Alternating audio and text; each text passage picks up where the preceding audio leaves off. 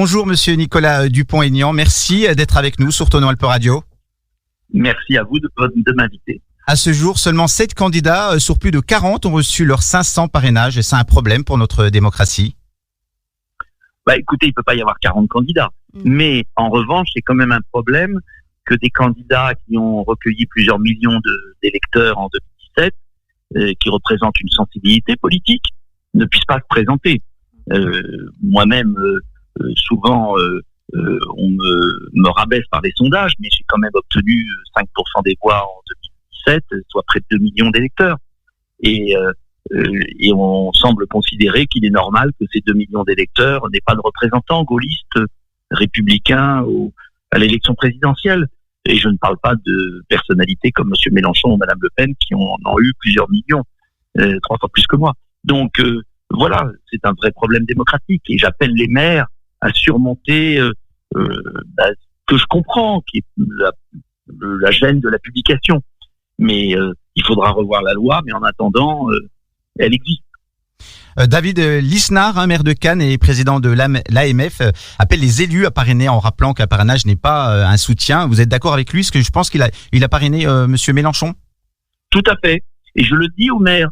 Mettez-vous même à plusieurs, à 2 ou 3 maires, et puis chacun en parraine un et explique à la population qu'ils ont...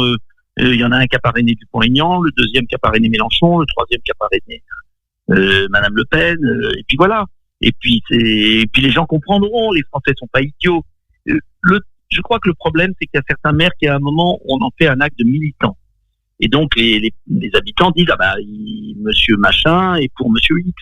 Non, le parrainage, c'est pas un acte militant, c'est permettre aux Français d'aller voter. C'est le choix. Actuellement, vous avez recueilli combien de parrainages? Actuellement, j'en ai recueilli au Conseil constitutionnel 422. Je sais que j'en ai une 60aine dans les tuyaux, si je puis dire, à la poste. Et il m'en manque une 20aine. Voilà, donc je fais un appel aux maires qui m'écoutent. Il me manque juste une 20aine de parrainages. Justement, vous pouvez passer un message pour nos élus locaux sur la Haute-Savoie, n'hésitez pas. Écoutez, d'abord dire qu'il y en a qui me parrainent. On en a déjà 6 en Haute-Savoie. Et puis, j'espère qu'il y en aura d'autres, parce que sinon, je pourrais pas être candidat à un trait.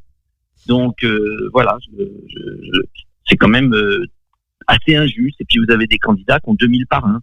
Donc, moi, je veux bien, mais à quoi ça sert d'avoir 2000 parrains ou 1500 parrains? D'ailleurs, M. Macron n'est toujours pas candidat et il a 1500 parrains. Un petit mot pour les délégués départementaux qui sont avec moi dans le studio, qui sont sur le terrain tous les jours. Des gens bénévoles qui ont des convictions, de fortes convictions gaullistes, une certaine idée de la France. On veut l'indépendance du pays, mais on veut une société rassemblée. On ne veut pas la haine. On ne veut pas les divisions nationales. Mais on veut quand même une France indépendante. Or, dans l'échiquier politique, soit en général, vous avez la soumission, le blabla qu'on entend depuis 30 ans, dont le grand chef est M. Macron maintenant, soit vous avez la rupture brutale. Eh bien, moi, je propose une rupture tranquille. Voilà. C'est-à-dire rompre avec ce qui ne va pas, mais ne pas casser ce qui marche et surtout arrêter de diviser les Français. Emmanuel Macron a divisé les Français pendant 5 ans. De grâce, rassemblons les Français. Merci, Monsieur Nicolas Dupont-Aignan, d'avoir été avec nous sur Tonon Alpe Radio. Au revoir, Merci Nicolas. beaucoup. À bientôt. Au revoir. Au revoir, Nicolas. Merci à tous.